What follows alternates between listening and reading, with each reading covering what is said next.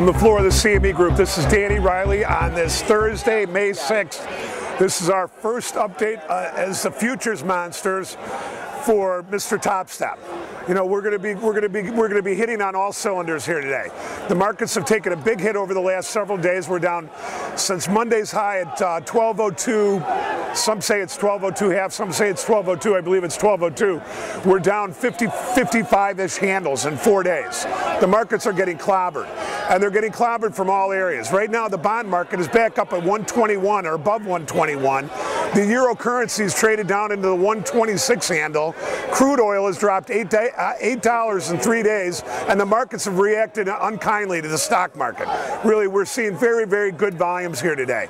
The market came in with the S&P minis came in with about 400,000 volume, and we've got about 2.2 million traded. So that gives us about 1.8 million minis traded for this time of the day, which is great. It's only about 20 after 11 Chicago time. You know, we want to hit on a couple of points here. One, the Greek Parliament just passed an austerity bill, which lifted the foreign markets up a little bit. But where it came in most, it came in the S&P. We just popped up from like the 1151 level all the way up to the 1157 level, and we're coming back down a little bit. You know what? The way we see this is that the market has been up so much over we've been up 14 months pretty much since the March 9th low, and we've got to really have any big corrections. Now, there's a lot of professional traders that go through this test that think that we're in for a longer haul on the downside here.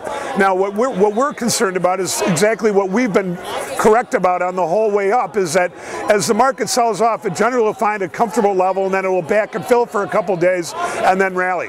Now, recently, those rallies, every time we get to that point, like yesterday when the market opened up, sold off real hard, and then rallied real hard, it got up to a point where it just sold off again. Now, up to this point over the last couple of days, selling rallies has been really the only trade that we can see. Now, as far as levels on the downside, the low of the day right now is 1147.5, and there's a 50% Fibonacci retracement level that comes in at 1147.36.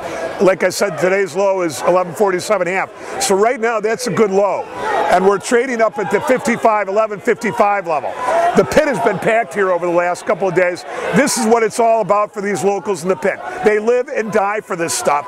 When the market starts to sell off and then increase volumes in the big contract, this is what they live for. They come in, they bang it out hard in here.